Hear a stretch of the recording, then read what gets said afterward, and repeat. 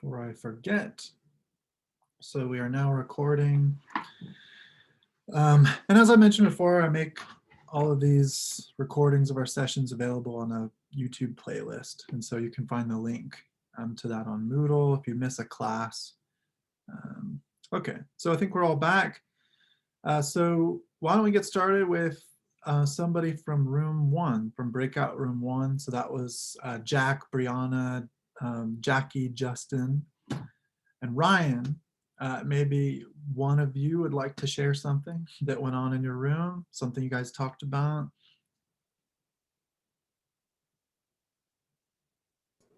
Sure, I can try and start a discussion. So I think the one we talked about the most was the first question.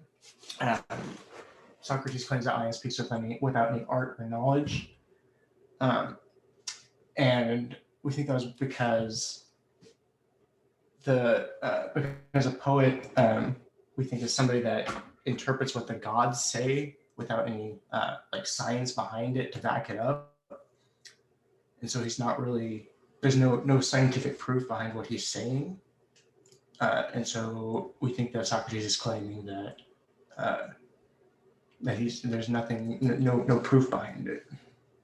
Yeah, so we're using this, or you're using this word proof, like scientific proof. When it comes to producing, say, an epic poem, like we find in Homer's work, what role would proof play? So do you have a sense of, and we don't have to just limit it to like the works of Homer, but we can think of contemporary examples of works of art. So where would something close to or approximate to scientific methodology or what we associate with that come into play when writing a poem or a theatrical production or a piece of music? Do you guys have any thoughts about that? Would like Iambic Pentameter be something like that? Okay, yeah, that's an interesting example. So how would that work? So what's going on with, and maybe you can explain for those who don't know what that is. Oh, I'm a little rusty, but I'm pretty sure that it is like using stressed and unstressed syllables um, between lines, and that's about all I remember. Good, so it's a kind of stylistic or it's a kind of formal formula. That is to say, a formula in accordance with whose rules a particular piece can be created or produced. So an iamb is, you're very right, Raven, about the stressed syllables. So an iamb is a pair of syllables, so 2 syllables with one strong and one weak, or one stressed and one unstressed. And so an iambic pentameter would be 5 such iambs put together in a series. So it would turn out to be 10 syllables then, right? So someone who's producing, say, something like a sonnet, so Shakespeare's famous for writing sonnets, for writing in the iambic pentameter, he would sit down and say, oh, I'd like to write a sonnet. Maybe the individual has no idea in terms of a theme or a feeling, but they know how to write a sonnet in a formal sense, right? So just to get it going, you start producing these particular syllables in an intelligible series that is a kind of formal arrangement. And then before you know it, you've got a poem, right? So that's something that we could approximate, like Jack was talking about earlier, to within the natural sciences or something like that, a strong formal mechanism or methodology by which to arrive at a particular end or a particular conclusion, particular truth, or a particular poem, right? So then to say that Ion is not using science, is not using art, which we can associate at this ancient period with science, insofar as we're talking about knowledge, well then he is simply gripped by some unaccountable inspiration, which is not then amenable to any formulaic patterning or design, right? Um, so is it, when Plato has Socrates say that Ion doesn't enact or perform Homeric poetry under the direction or influence of any art or knowledge, is he being um, pejorative? So is he saying something negative, something bad about Ion, or what? Or is it ambiguous? What do you guys think? I think he says it because it kind of makes Ion put it in perspective. And when he like talks about the chain, he explains like the stone and then all of these chains. And when he says that to Ion, I think he just wants him to understand that he's not as close to the stone as he thinks he is. And there's like this longer line of connection that he has with Homer's work. Yeah, so what would the first stone then be? The original stone by which this power of connection or attraction was endowed in the first place? So wouldn't it be like the muse? This is something that I was kind of confused on. So like the stone itself, I wasn't sure if he meant that it's like the like work of the god itself, like what they want to portray to the poets, or if it's just like the idea itself or like the poet itself. Yeah, I mean, it's ambiguous. It requires some careful consideration on our part. It's not laid out very explicitly what Plato has in mind here, but I do get the sense, kind of what you're suggesting, Brianna, that the first stone, if we're talking about the situation involving Ion and his attention to the power of Homeric poetry, the first stone would, in principle, be that idea communicated to Homer through the pathway of the muses, right? And then Homer then becomes, for his part, as a poet, one magnetized link in this potential chain or series of further links, which then attracts a rhapsode like Ion, right? So yeah, that's good. So that makes sense. So it's not necessarily negative, but there's a tension, there's an ambiguity here. And so we talked about this last time, but it's worthwhile to spend a few moments on it again and to connect it to ongoing questions or ambiguities in the art world. And I think that this really is an important tension that we can see rehearsed or performed in a variety of contexts. So the tension is this, just to bring us back to the point, is art primarily about, at bottom, so in its essence, is art primarily about the formal refinement of technical skill such that one can learn in a place like art school through training, and that one can formalize and formulate and transmit through educational practices to others. And that's what constitutes, for example, a tradition. So we can talk about the tradition of Impressionism, by which one Impressionist painter lends these formal skills and attunements and understanding about principles and so forth, design, to another Impressionist and so forth. So that's one side of the tension. That is the formal refinement of technical skills and communicable knowledge. Or, and here's the other side, is art most essentially about this kind of divine madness, this being displaced, being pushed outside of oneself, this ecstasy, such that you don't need to go to art school. You can say, fuck all of that. I'm an artist because I am seized by this passionate push beyond myself, beyond what's comprehensible, to bring something forth into the world in terms of beauty or whatever else that wasn't there before. So there's this kind of wanton abandonment that one finds in the face of the impulsion towards creation that one cannot explain. And it's in this sense that one is simply the conduit for divine communication. And that's what Jack was talking about earlier, something that you can't really explain, that's not amenable to intelligible scientific principles or design principles.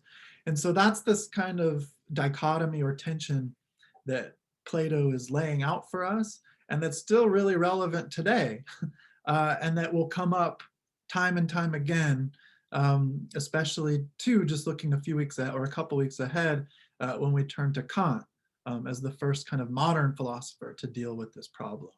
But does that make sense, at least as a tension?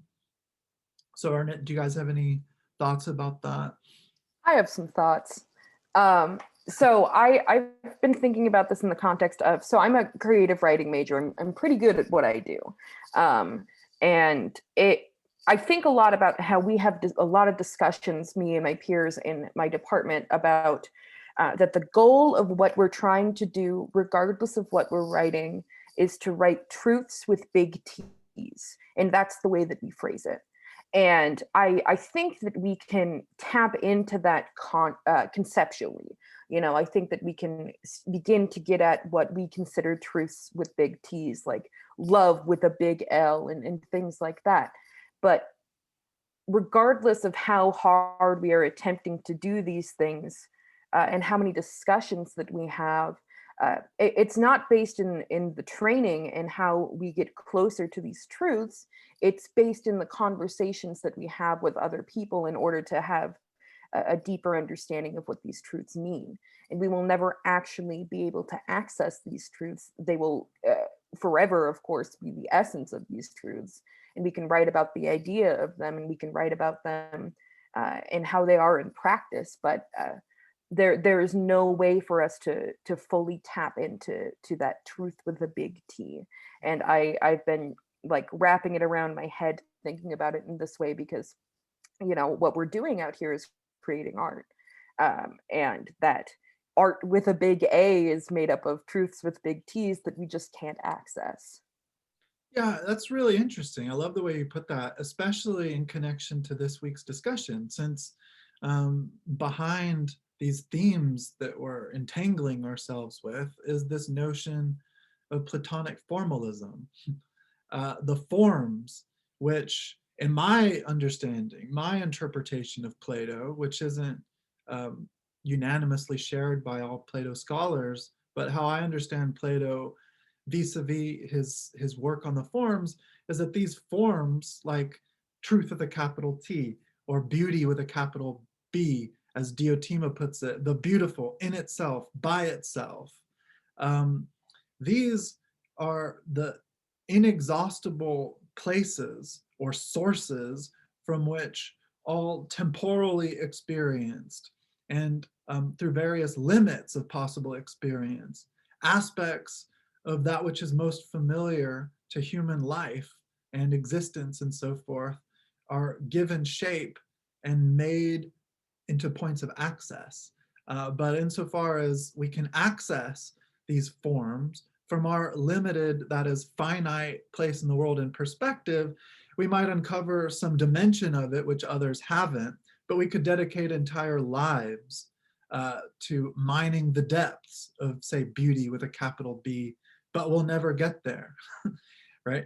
And that's why we have various forms that we all unanimously as human beings can recognize as beautiful, like the forms of flowers or of a sunset or something like that. But we're also open to the possibility of new surprising sources for recognizing beauty can come about, say in 50 years, 100 years, 1,000 years, which we could never really anticipate or project from our current vantage point, but which nevertheless, because of our prior familiarity in some measure with the beautiful, we'll be in a position to recognize and to behold. Does that make sense?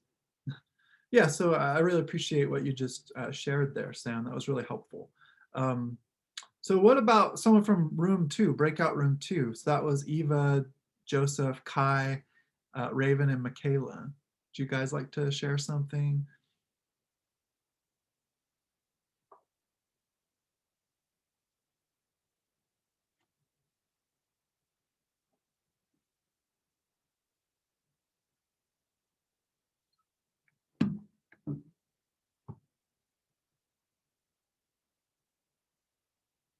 Any volunteers from room 2?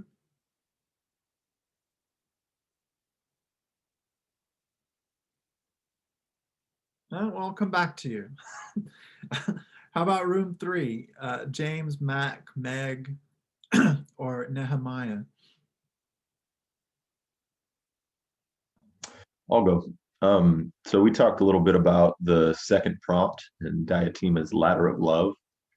And Meg mentioned specifically the role that inspiration plays in sort of kickstarting a person's journey up that ladder, which made a lot of sense to me because it seems like the first rung, at least as I understood it, was somebody's initial like infatuation with some form of beauty or art, which then sort of leads them down this rabbit hole or up the ladder, however you want to think of it, toward higher forms of beauty. Mhm. Yeah, but does anyone else have an idea of what the first rung would be? Could it be any object of, I think as you were describing it, sensuous beauty, or is it something more specific in this latter scenario that one begins with? We also kind of talked about this in my group, so I don't want to get too much into it because I also want to talk about it in my group. Right. But the first step on the ladder, I would assume, is something physical and real. That it is a real physical one thing that exists in the world. Mhm. And like, I don't. It could be like this specific photograph, but like I don't think it's conceptually like photography. I think that it would begin conceptually with one thing that is a real tangible thing. Mhm. Yeah, so that's right. It's one thing. It can't be a formal category which houses a number of other things, because to even recognize that sort of relationship and condition, you have to ascend the ladder a bit. So we're talking about the very beginning, and the way Diotima puts it, and we'll talk about this in more careful engagement with the text, but the way she puts it is it's a beautiful body with which one as a young person is infatuated. So think about someone that is just striking to you for whatever reason. It could be idiosyncratic. Maybe nobody else finds them charming, but some body in your youth just stands out. It's like there's something about it. It's attractive. It draws you to it, and you might become obsessed with it. So then on this account, we begin in our effort to make sense of the mysteries of love. We begin this journey towards the absolute with this or that concrete, particular, beautiful body. And so that's very interesting because, first of all, it puts the status of such a body and one's relationship to it very low on this ladder. But even in so putting it on a low rung, it's nevertheless presented as of dramatic and ineliminable importance, right? So standard Platonism has this sort of standardly interpreted Platonism, I should say, has this sort of prejudicial, disparaging comportment towards the physical, the bodily, right? Because the forms themselves, as the source of truth, are nothing physical, but they're conditions for the possibility of this or that physical thing coming into being. But in this case, we can see Plato, nevertheless, through the figure of Diotima, arguing that the pleasures of the flesh, the attractions of physical beauty, might be lower than other kinds of beauty, but they're still essentially important.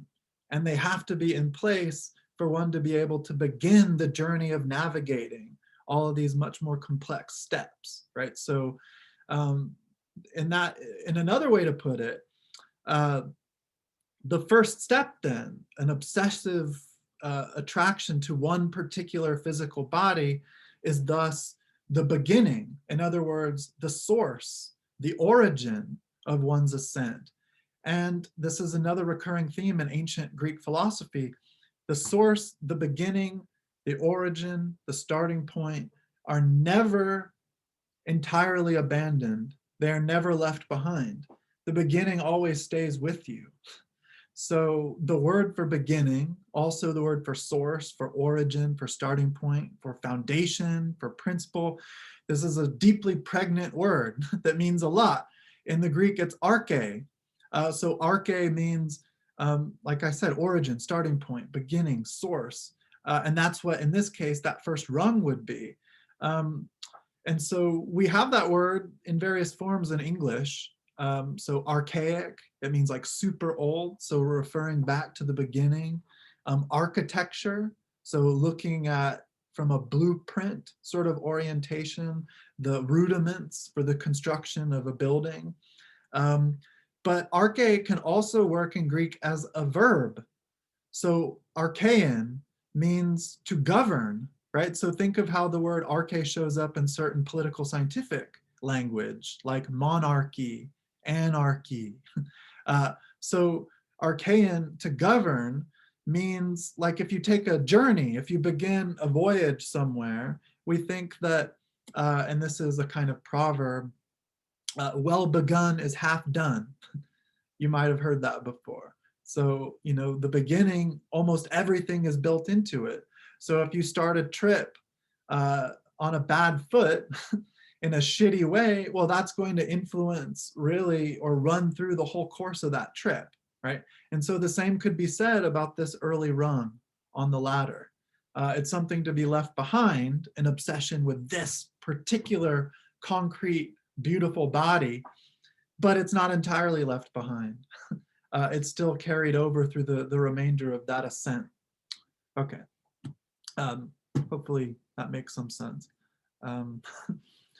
But how about room 4? So I don't want to take up too much more time with this, but room 4, B, Bennett, and Tristan, did you guys have anything interesting to add that we haven't talked about yet?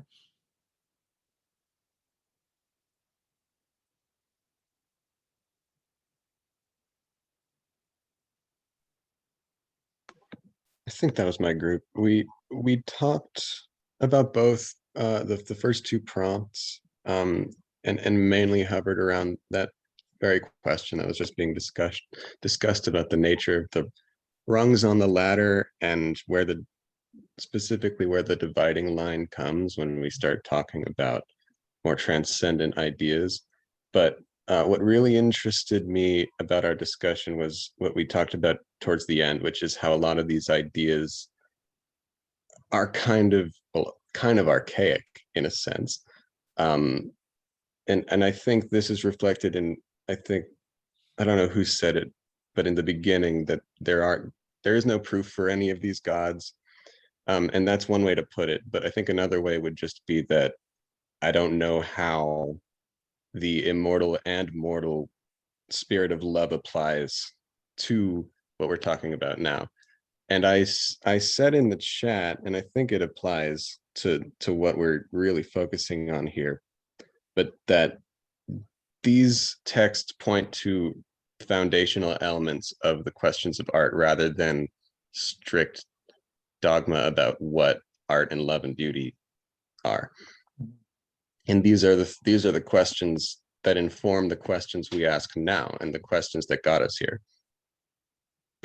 Yeah, good. So can you say, or can anyone say something about the role in this philosophy for love and beauty? That is philosophy, Platonic philosophizing, metaphysical philosophizing about art. So what role do love and beauty play if we want to render meaningful or make sense of Plato's concept of art? So what role do these phenomena play, love and beauty?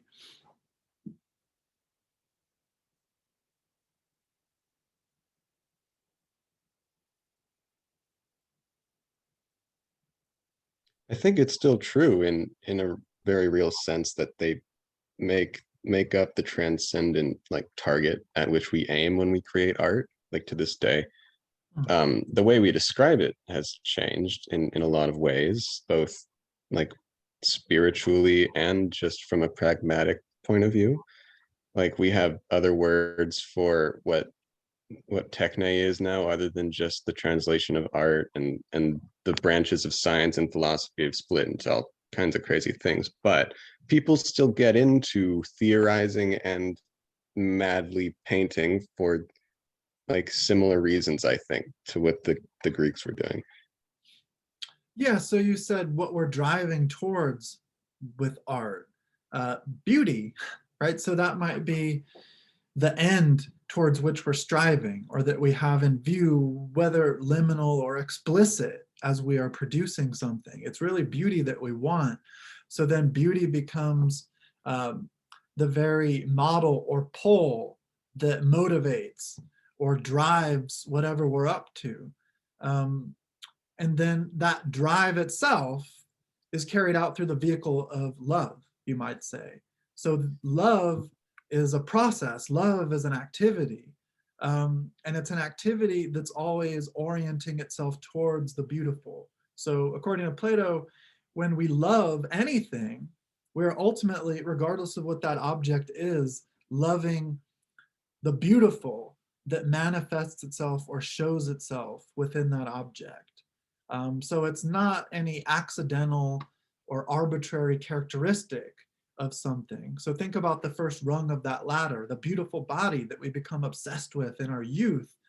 If Plato is right, that is, if Diotima is right, we are really, and there could be a number of features involved in the presencing of this beloved object, but really what we love at bottom is the beautiful insofar as it shows up here. And that's why we can ascend beyond the specificity of that body and the further fleshing out of this inexhaustible sphere that we label with the beautiful, right? Okay. All right, so are there any final comments or questions about that? So I thought if not, we could turn now to our presenters and they could share their thoughts, and then we can take a quick break, and then we can come back to this. Does that sound good? All right, so Donnie isn't here yet.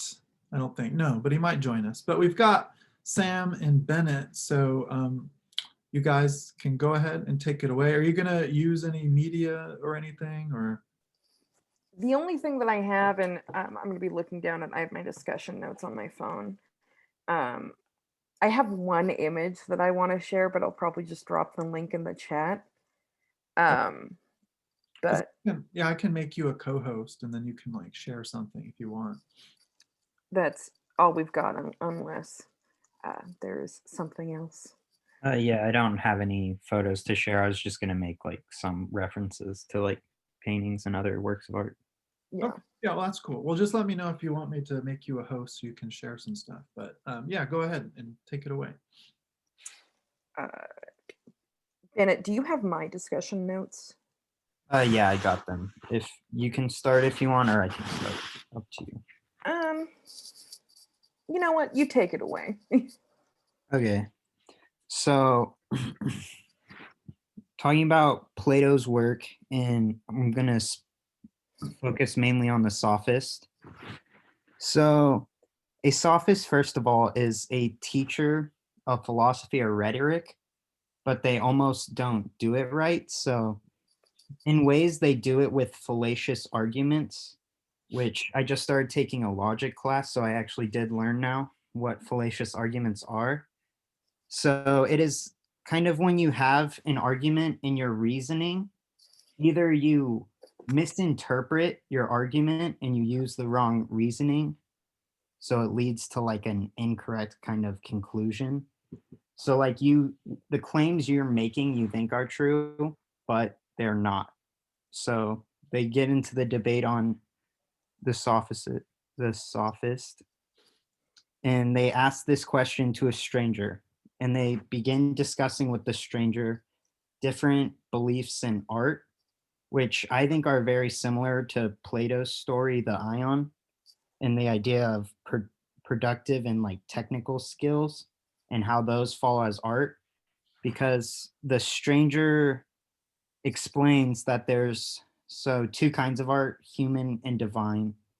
And then they talk about the kind of like art as more of a craft than as like a actual like painting or something. So they talk about some good examples are, he talks about agriculture and kind of hunting, So this is like you're producing or taking something that is already produced in existence and creating it for your needs, or using it in different ways, like obviously with agriculture and constructing like vessels or other things like that. You are producing this for like health or for safety or structure or other important things, but there are certain art and beauty to the creative mind at work in a way.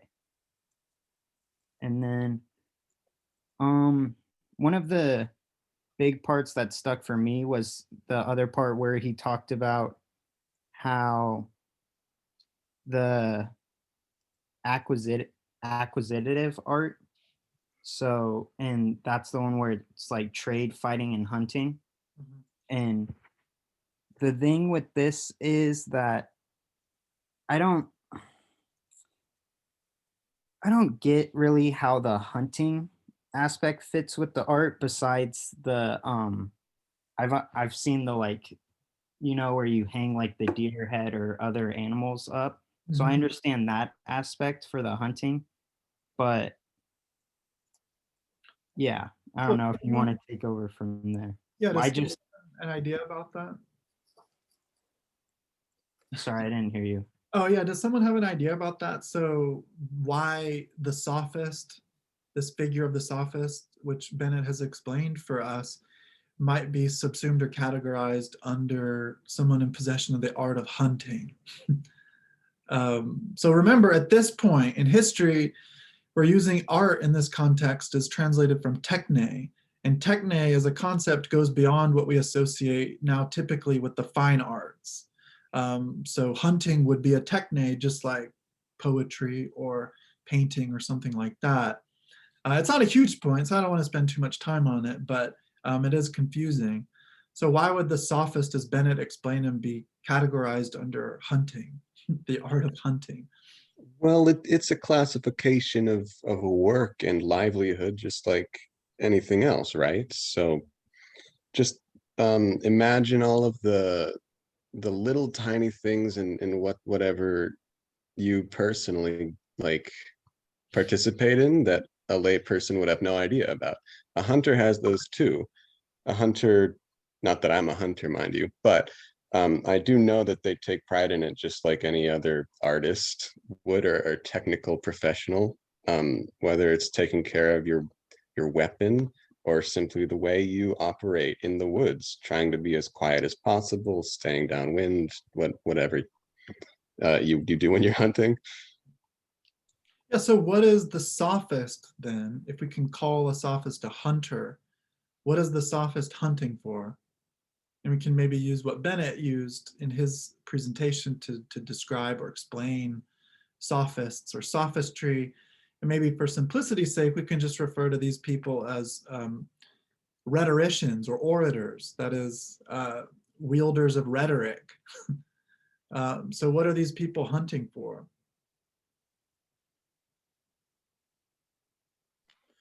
Suppose they'd be hunting for I don't know, opinions or the minds of their listeners, right? So trying to convince them of what they believe. That's what they're after. That's their goal that they're chasing out in the metaphorical woods. Right, yeah, followers, believers, convicts in a sense. That is to say, you want to transmit the conviction of a certain belief to a person, right? So we want to, as sophists, persuade an individual of the truth of whatever it is that we are selling. And that's precisely, for people like Plato and Socrates, what separates the sophist from the philosopher. The philosopher is after truth, whereas the sophist is after persuasion or conviction independently of the truth. Now, sometimes that persuasion might be in alignment with the truth. That is to say, not everyone who uses rhetoric does so unscrupulously, right? But the art of rhetoric, the point is, can be used, and this is what sophists tend to do, despite the truth. So like lawyers, for example, arguing for their particular subject whom they're representing in a courtroom, regardless of what they might know that that individual did, right? Their goal as lawyers is to achieve victory. So that's precisely where sophists are here. So that's not very important. And again, we're not so concerned in this context with what the sophist is, but there are some important aspects to it that touch on the problem of art and aesthetics. So yeah, thanks for that. Did you have more to say, Bennett, or did you want to turn it over now to Sam?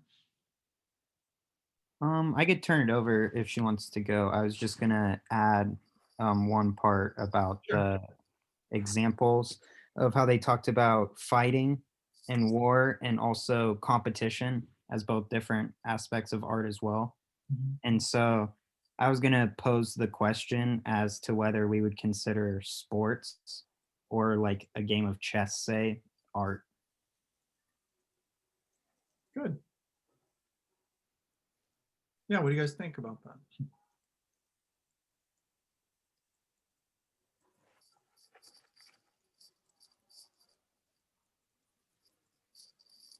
Yeah, for sure. I mean, again, at the generic level of art, as techne, we're talking about practices or formal areas of activity or production that involve rules, right? So certainly chess would fall under that, and war. So there are generals, for example, who command a battlefield that possess the techne of war making, right? The art of war making. Okay, cool. So Sam, why don't you go ahead? Okay. I re-pull up my notes here. There's something in particular that I want to talk about because I had this very significant thought when I was going through the reading. And this very significant thought that I had was about, I think it's, is it mimesis? Yeah, mimesis. Mimesis. And in relation to image creation. And the thing that immediately came to mind, and I'm going to drop this link in the chat, but hopefully several people are already familiar with what this is. This is Rene Marguerite's Treachery of Images. And if you're not familiar with it, it's an image of a pipe where underneath it, it says in French, "This is not a pipe." And the context of what this means is that it's describing that, you know, this isn't a pipe, it's a figure of a pipe, it's a drawing of a pipe. And so I was thinking about this act of image creation in the context of things like this, and where we are able to discuss things and think about things in this sort of way when it comes to art. And I was thinking about asking if anybody else was having any similar thoughts about the act of things in relation to image creation not being the things themselves. So that's a fantastic example. I'm glad that you presented that. It's a wonderful painting and deeply philosophical. So, and it's certainly appropriate for this discussion. Yeah, and it's a great example of what the stranger in the context of the sophist is getting at as he makes these divisions between kinds of art. So yeah, do you guys have thoughts about that?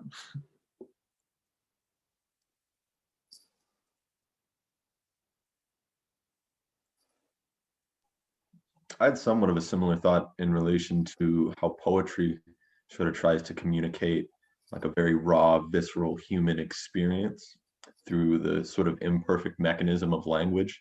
And a very good poet can nearly approximate what it feels like to have that experience, but you can't quite get there. Like you can't just put a mind state from your head into somebody else's, but if you're very skilled in your art, you can sort of approximate it. I think that also kind of goes back to the thing that I was talking about earlier about truths with big T's, that it's kind of the same thing where we can approximate and we can attempt to describe things, but we cannot create things in their essence, because that's just not how it works. Good. So I'll just, and I'll hand it back to you in a moment, Sam, but just to turn our attention to the text in terms of what you were just discussing on page 47, and I have this in one of the slides that we'll talk about, but on page 47 in our text, the stranger says to Theaetetus, And this is towards the bottom of the page. And what shall we say of human art? So as Bennett described for us already, we have a division between human art and divine art. So he says, what should we say about human art? Do we not make one house by the art of building and another by the art of drawing? And I love this part, which is a sort of dream created by man for those who are awake. So what is he getting at there? And this connects to what Sam was just talking about. So he's using not a pipe here, he's using a house. But what's the point there?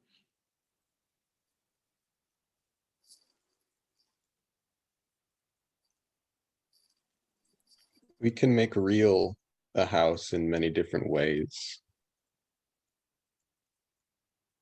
And the drawing of the house is not a house per se, but we still know that it represents a house and that it indicates the existence of a house in some regard. And we can connect in that way via lots of things, not just houses, but pipes. I kind of have a hot take here now that I'm really thinking about this. I think in the context of both the building of a house and the illustration of a house, I don't think that either of them are a house. I think one of them is a construct and one of them is an image. But I think that the larger idea of a house, I guess the essence of house, is unreachable and unattainable both through the action of building and the action of image creation. Mm-hmm. Now you're thinking like Plato. That's awesome. Yeah, that's precisely what Plato would argue. So there is imitation at work, whether you're talking about a carpenter producing a flesh and blood house. Well, hopefully it's not flesh and blood, but you know what I mean, that you could actually inhabit, that you could live in, and an illustrator or a painter who paints a house. They're both imitating. The builder, the carpenter or the architect is imitating, as Sam just suggested, the eternal, timeless form of houseness, which we as individuals occupying this physical plane can only ever hope to approximate, to come close to. But then for their part, the illustrator or painter or artist who is drawing a two-dimensional rendition of a house is also emulating the form of houseness, but might, through an intermediary step, just be emulating this particular house that a particular architect or builder constructed. And for that reason, the painter might be a little bit removed from the essential form of houseness, right? So yeah, that's a really good way to put it. I'm glad that you said that, Sam. Okay, so hopefully that makes some sense, but yeah, go ahead and you can go on if you have more to say. Yeah, I have more notes, but I need a second to look at them.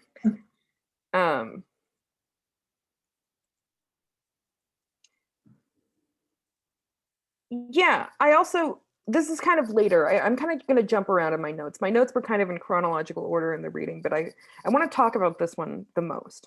I want to hear your guys' thoughts on kind of the concept of, like, the way that I've been phrasing it in my notes is the moral degeneracy of art, because of the inaccessibility to really access the truer forms of what it means to create art and to create things.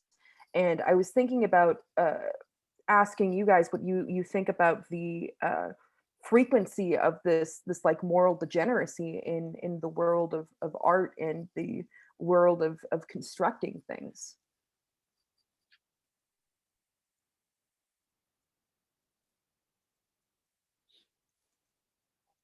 So did anyone pick up on this sense, as Sam puts it, of moral degeneracy in art? So that's arguably an idea or a problem that has appeared in every one of the dialogue readings, the excerpts for this week, but in different ways. And that's something for which Plato, as an aesthetician or philosopher of art, is quite famous. So yeah, what do you guys think about that? So how would then, to put it a different way, and this is still Sam's question, maybe, if I'm getting her right, how, on the grounds that Plato lays out for us, might we differentiate between good and bad art, perhaps in a moral sense? So what do you guys think about that? Or Sam, if you have some thoughts too, you can just kind of unpack it. But I hadn't had too many thoughts because I just wrote this question and I wanted to discuss it. But I just immediately, one of the first things that popped into my head was the idea of good Christian art. And what I immediately thought of with that is a sign that says "Live, Laugh, Love." But I have a real point here, and my point is that I think if I'm continuing to use the language that I began with, that the idea of creating wall art that says "Live, Laugh, Love" is pretty morally degenerate, because it's not accessing the truth and the forms of, one, the creation of art and the creation of images, and two, the essence of living, laughing, and loving. None of these things are really represented in a way that shows true to what they are. It is just there in a way that is entirely inaccessible to the viewer and the owner of this piece of wall art. And I think that frequently in art, especially in the most consumable forms of art, that is sort of prevalent, that in this really consumeristic way, that we are looking for things to represent things without wanting to actually tackle the ideas that are presented there, and instead just observe them without having to consider them. Good. So Kai, did you want to add or jump in there? I wanted to add in that whole thing with like this topic that she just brought up. It kind of, like, from the way she describes them, it kind of sounds like the source is trying to be positive just for the sake of being positive without really understanding what it means. You mean like the live, laugh, love sign? Yeah. The word art. Yeah, it just kind of To-do list. I mean, granted, those things are good, or those things are important, but it's just like the grand message just isn't there, really. At least that's how she seems to frame it. Yeah, there's something superficial. Now it looks like Micah, do you want to jump in here too? Yeah, so my take on this is, from the way you framed it, at the very least, it feels very gatekeepy to say this is what should or shouldn't be considered art. I think there's merit to the idea of what holds more value as art, but to call something morally corrupt for being generic art, perhaps the artist even believes that, but the consumer, and I have plenty to say about consumerism and the consumer, but if they believe it to be art, I think it should still be considered art. It can be, if it can be interpreted as art in some way, even if the intention wasn't to have a great masterpiece, it's still art. If you doodle on a paper, it's still art, whether it has any truer meaning or not. I hear what you're saying, but in this context especially, like, moral degeneracy sounds like kind of a harsh way to describe what this is, but it's kind of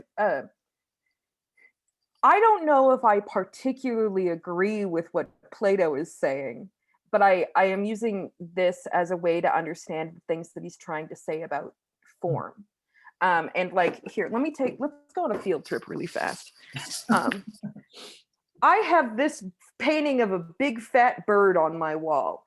I love this painting of a big fat bird. I got it at the Goodwill. But the thing about this painting of a big fat bird is I'm certain there are so many more like this. And I believe that this big fat bird painting was designed in a way to be consumed rather than just for the essence of creation and the essence of understanding these bigger truths with the big T's. That this is instead, it is made to be made instead of being, this is going to sound weird when I say it, it's being made to be made instead of being made to create.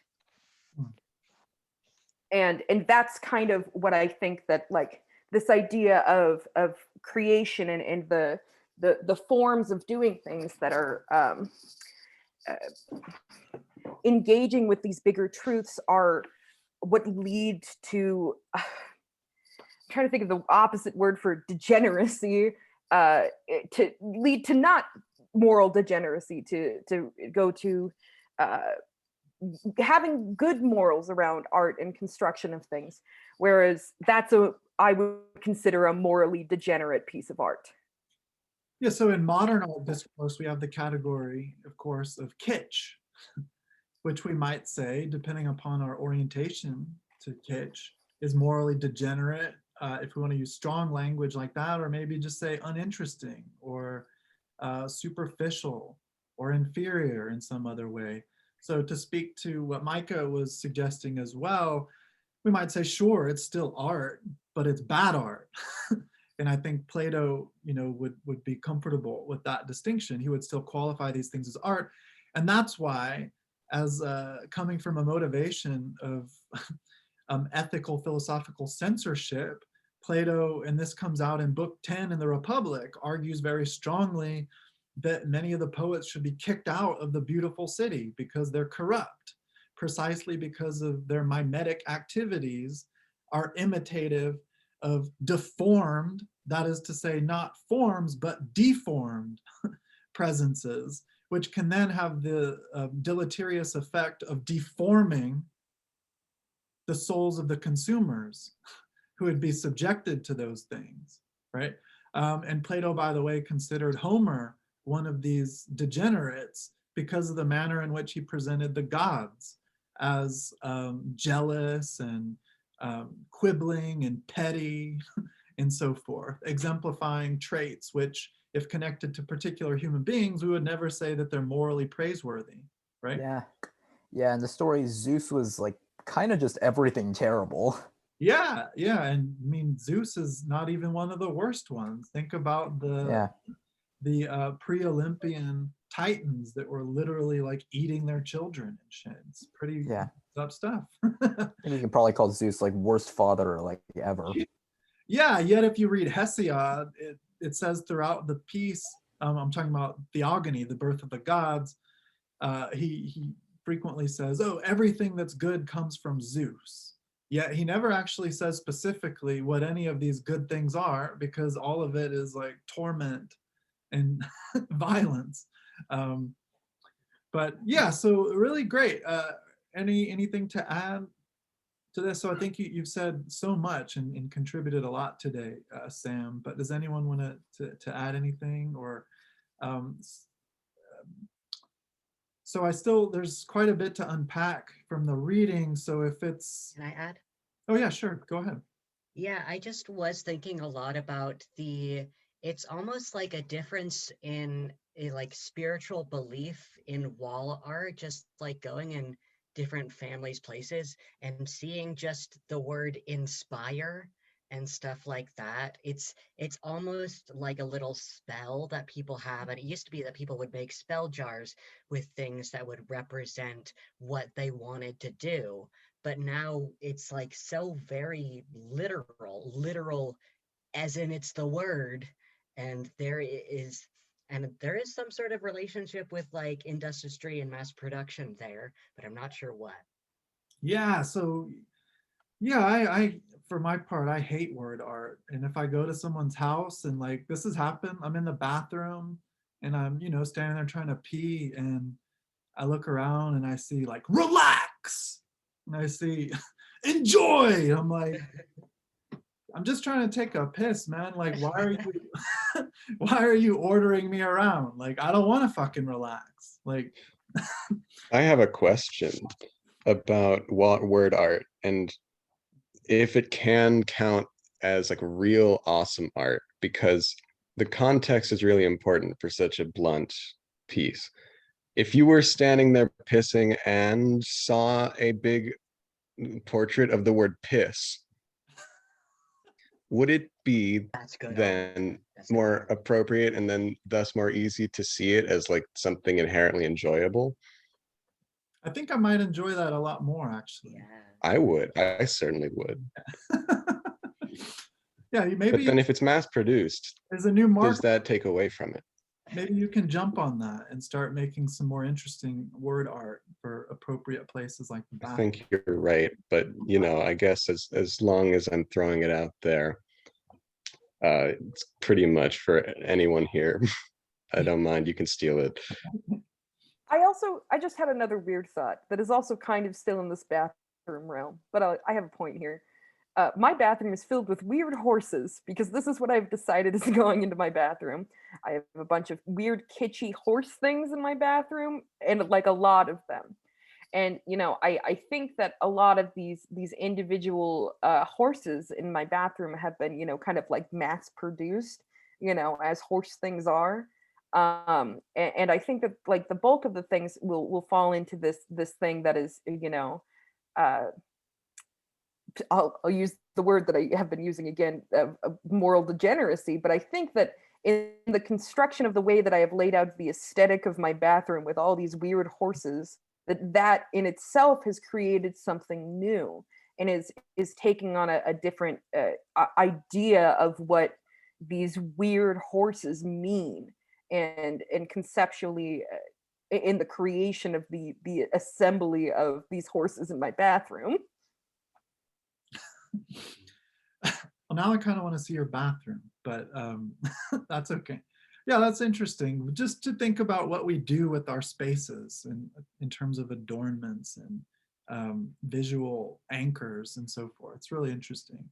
Yeah. Can I just another thing, a false image I feel like I was sold of Oregon before I moved up here was of bumper stickers. I thought people would actually have interesting bumper stickers and cool cars and like old beauties even. And I see a few of those, but it's mostly just like the same like SUV, either in white or gray or red or blue.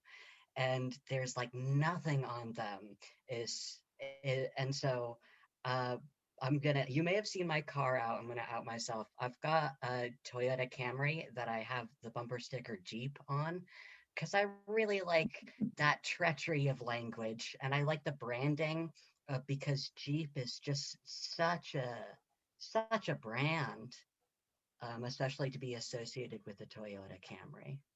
That's really funny. Yeah, I get what you mean on the bumper stickers. There are lots of offensive ones in Medford, my neighborhood, and they're really stupid ones. But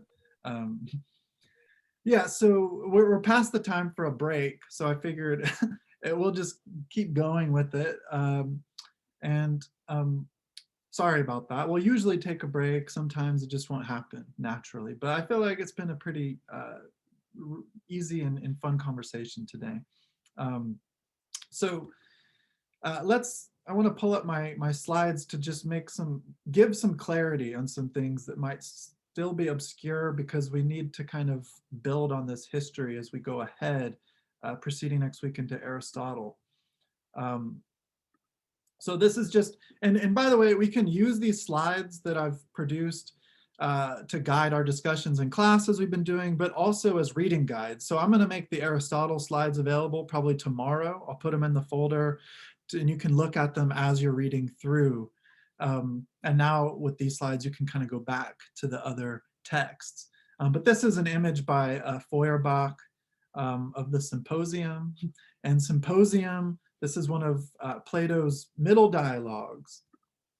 And Symposium literally means drinking party. And the context here is we find these speakers gathering at the close of an important poetry competition at the house of the victor, Agathon, who is a celebrated poet in Athens. And he's joined by a series of people, Socrates among them, to sing praises of the god Eros. So Eros is at once the god of love and the phenomenon of love. And the Greeks had many terms for love, and this is just one. And Eros, as the name suggests to contemporary ears, is a kind of lustful, desirous love, a love marked by longing. And that's different from, say, philia, which is more of a friendship or a kind of familial kind of love. And so just a remark on this context. At the beginning, it's a very long dialogue, and we miss in this excerpt all of the speeches except for the last speech, Socrates. But it's not his speech. He actually displaces his own ideas to give space to Diotima, which I think is very interesting, because at the beginning of the text, all of the serving girls and other women are kicked out. We're dealing with a deeply sexist patriarchal society here. The women were not permitted to participate or enjoy the exchange of speeches. Yet, and this is something I think is a little, it's a little provocative on the part of Plato. He has Socrates smuggle in a feminine voice at the end to lay out the very nature of love. And Socrates in this description says that he's an expert in erotics, which is a little weird, but it means he's an expert in matters of love. And if you've read any of Plato's dialogues before, such as the Apology, you know that Socrates is most famous for knowing that he doesn't know anything, right? So it's curious in this dialogue to see Socrates say that he knows about love. But then he says he knows about love. He claims expertise in love because of what Diotima taught him, this strange priestess woman. And so I mention here, it's telling that Socrates, arguably the most central figure in the history of Western philosophy, learned philosophy from a woman, a stranger woman, so being out of place, atopos. So in other words, a feminine perspective that is out of tune, that is not at home in traditional patriarchal society. So there's something really kind of transgressive here on the part of Plato that you might miss. And so before Socrates speaks, Agathon is concluding his speech in which he declares that Eros, the god of love, is the most beautiful, the fairest of all the gods. And Diotima challenges this, right? And this is because love is always love of something, which means, again, and this is something that we talked about last time, similar to art, it's relational. It always points to something beyond the individual in question. And so what is love of? The beautiful. That's what lovers desire. But we only desire what we don't have. It doesn't make sense to say, I want this if you already have it. And for this reason, Diotima teaches Socrates that Eros, the god of love, is actually not beautiful, is not the best, is not ultimately good or perfectly fair, precisely because, as exemplifying the drive of love, that's exactly what Eros wants. That's exactly what Eros desires. And this is interesting because Socrates, at this early stage, he's rather philosophically immature. He's hampered by rigid binary thinking, this kind of dichotomous thinking that's still very much prevalent in contemporary society, according to which, if Diotima, for example, says that Eros is not beautiful, well, that must mean that Eros is ugly, right? Or if Eros is not wise, that must mean that Eros is ignorant, right? So you have these binaries. And this is what Socrates is disposed to think. But Diotima quickly disabuses him of this, and it's really beautiful, I think. So she says there is a mean or a median, and the word from the Greek that gets translated here is metaxou, and it literally means a between, an in-between, that separates extremes, these binaries, like beautiful, ugly, good, evil, wise, ignorant. And so Eros is itself the divine manifestation of metaxou, of this in-between state. So for this reason, Diotima says, do not insist that what is fair is of necessity foul, or what is not good evil, or infer that because love is not fair and good, he is therefore foul and evil, for he is a mean between them.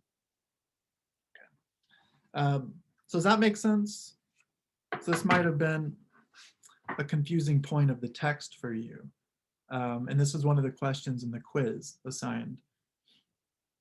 So yeah, just let me know if you have questions or if something needs further clarification. And so now to turn to an important passage in the text wherein Diotima characterizes essentially who Eros is. So Eros is a great spirit, and that's translated from daemon, and that's the word from which we get demon, demonic in English. And like all spirits, he is intermediate between the divine and the mortal. He interprets between gods and men, conveying and taking across to the gods the prayers and sacrifices of men, and to men the commands and replies of the gods. He is the mediator who spans the chasm which divides them, and therefore in him all is bound together. For God mingles not with man, but through love all the intercourse and converse of God with man, whether awake or asleep, is carried on. The wisdom which understands this is spiritual. In other words, demonic, you might say. So I mentioned here in parentheses, we shouldn't hold on to the satanic associations given through Christianity, for example, of what demonic or what demons are. Instead, we have to understand this as an in-between transitional principle between the human and the divine. And so then love, which is always love of beauty, is, you might say, with this caveat, understanding daemon in this sense, love is demonic, right? And so this function of Eros as an interpreter, the word interpretation in Greek is hermeneuein. To interpret is hermeneuein, and that derives from the name of a Greek god, Hermes, who is the kind of messenger god. In the Roman pantheon, which appropriated the Greek, that's Mercury. So you might see this god depicted visually with like wings on his feet or his head. So that's the god Mercury, who as a messenger is the one who ferries important truths between the incommensurate domains of the finite mortals and of the infinite divinities.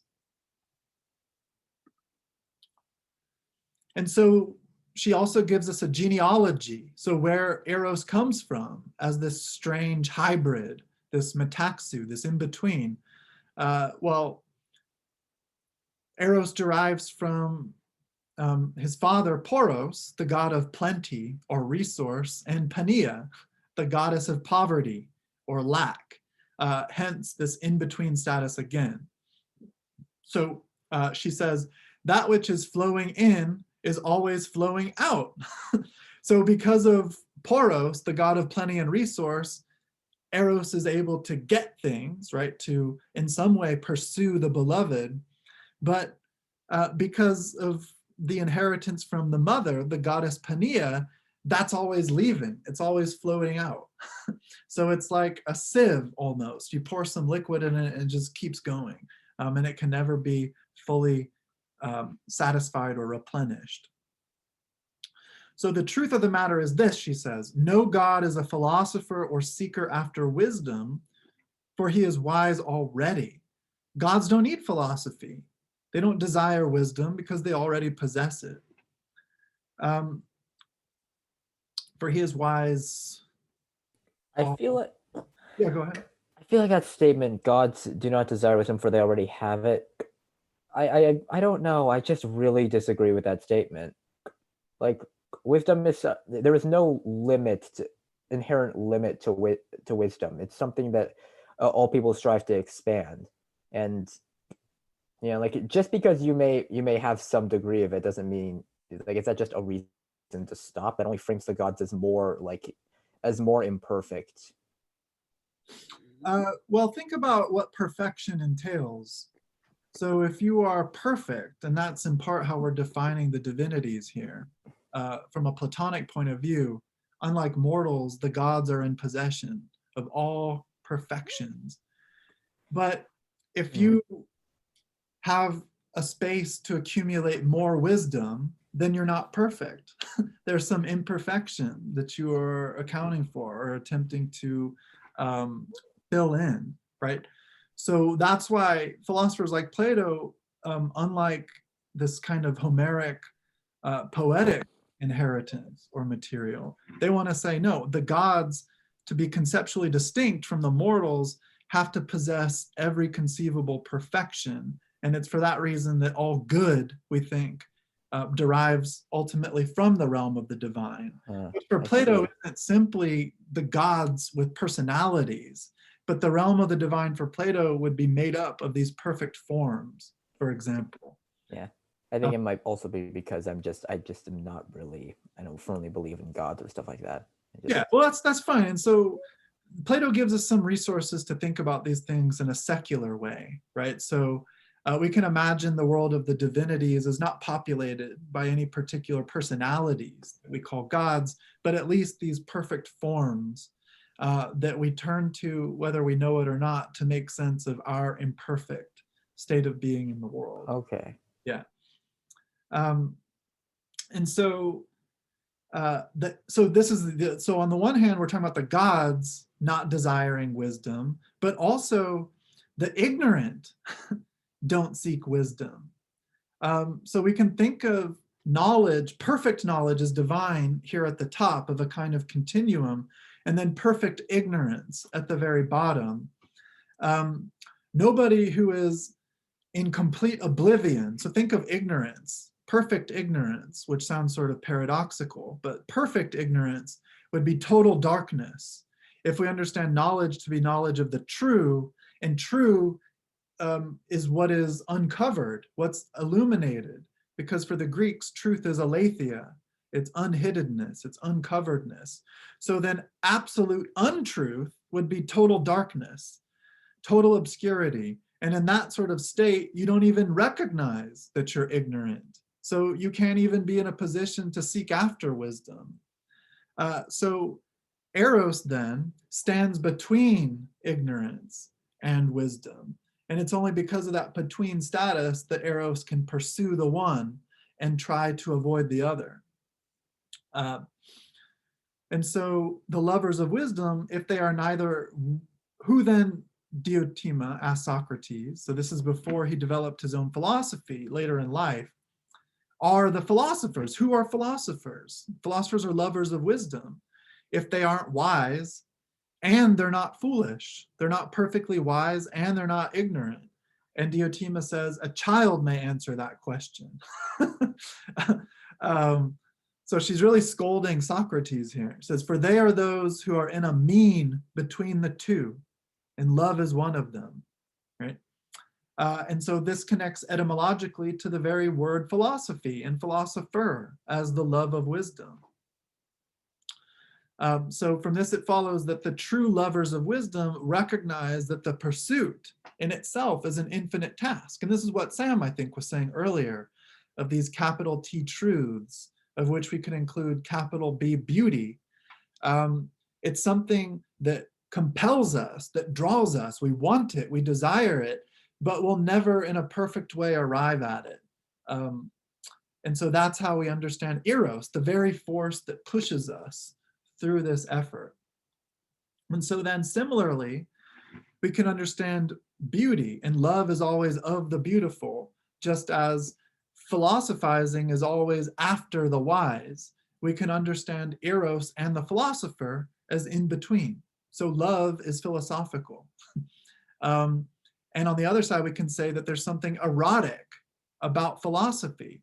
So when you're in your youth and the beauty of a particular person in their body grips you, you find it so appealing and charming, you might become obsessed with this appearance.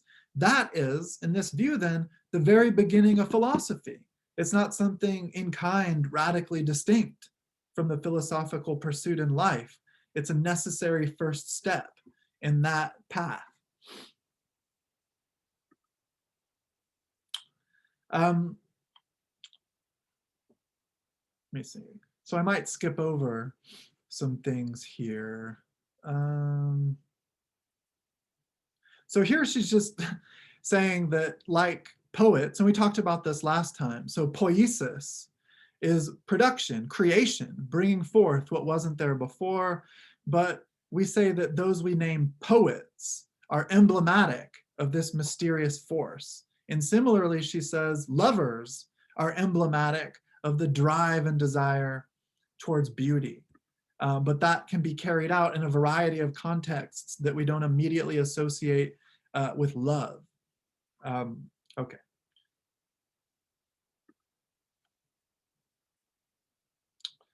And then we get on page 72 a definition of love. Love may be described generally as the love of, and we might interpret that as desire for, the everlasting possession of the good.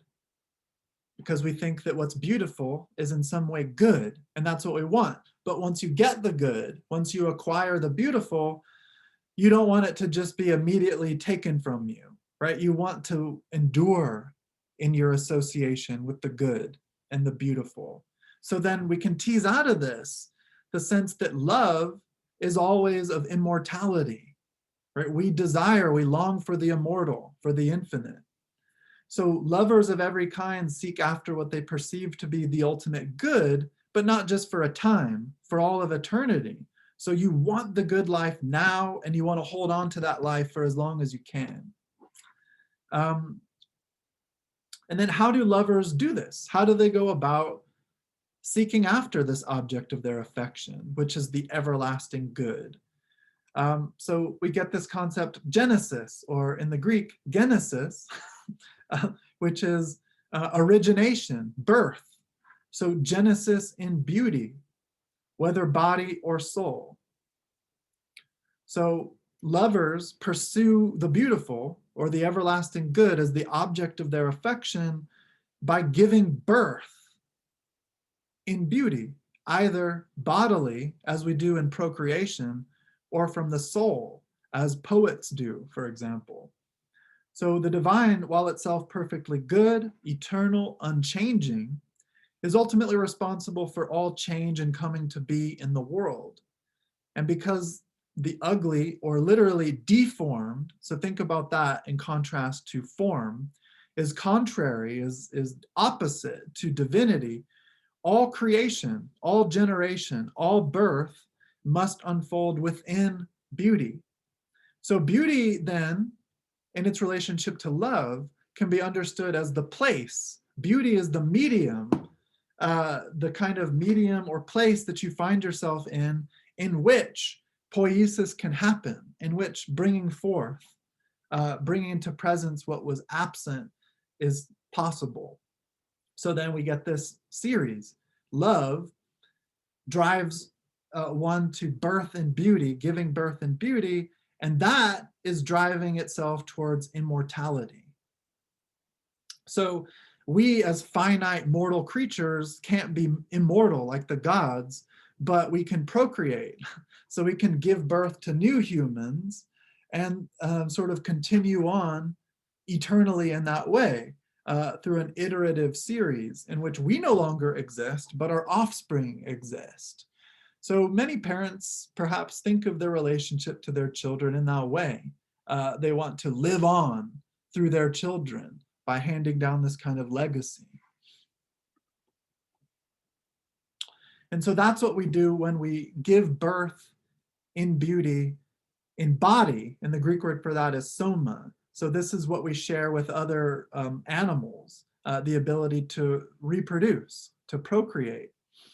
But Plato seems to suggest that being pregnant in soul, or suke, is better, right? Because think about it.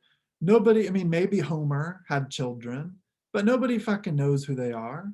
Nobody knows who Homer's children are as physical human beings that lived in history, but everyone more or less knows who Homer's poetic works are, that he gave birth to in soul.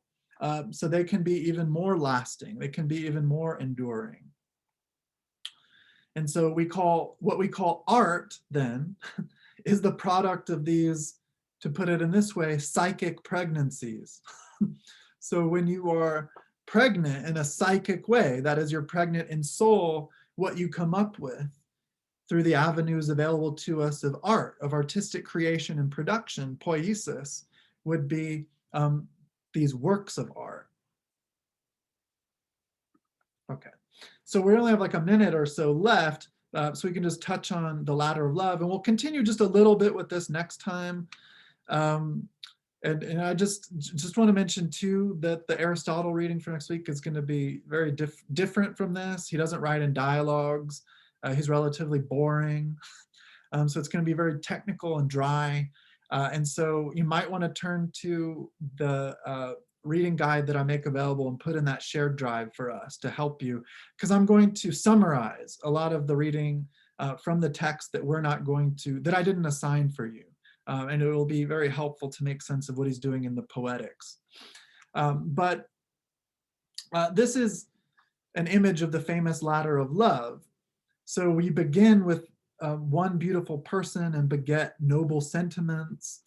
So you're obsessed with one body, and then you realize that what's beautiful about one person is also to be found in other persons and other bodies. And then you realize that what's most beautiful about people has really nothing to do with their bodies. It has to do with their ideas, with their virtues, with their thoughts, with their soul, in other words, which gives rise to culture, institutions, sciences, and so forth. And then you can sort of ride the ocean of beauty, so to speak, where all of these things are, and eventually ascend to the universal form of beauty, where beauty in itself, by itself, is revealed in its absolute character, independent of this or that particular example, such as this beautiful body, this beautiful flower, this beautiful song, and so forth. And so this is where I wrap it up, and we'll spend a little bit of time walking through this just to make sure that it's all clear, since we're out of time now on Tuesday. So are there any final comments or questions though before we go? And I will say just a couple things about the sophist too, just to ensure there's no confusion before we get into Aristotle, because a lot of what Aristotle is contributing is built upon what Plato has already laid out for us. So any final comments or questions? All right, well, I hope you guys enjoyed the reading, or at least enjoyed these conversations that we had. So thanks so much for your participation and engagement. And I hope you have a great weekend. And I will see you guys next week. And just let me know if you have any questions or anything. Thank you. All right, thank you. Bye.